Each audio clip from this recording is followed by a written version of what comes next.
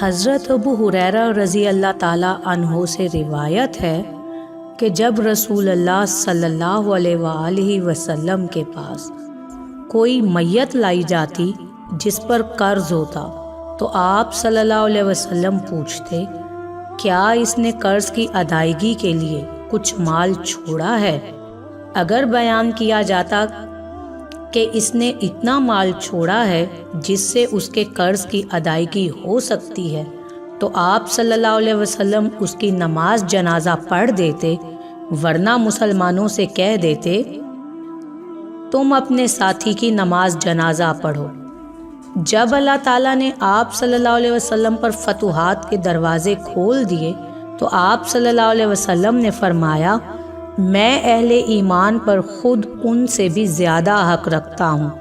لہٰذا جو کوئی مومن فوت ہو جائے اور وہ قرض چھوڑ جائے تو اس کی ادائیگی میرے ذمہ ہوگی، وہ جو مال چھوڑے وہ اس کے وارثوں کے لیے ہے۔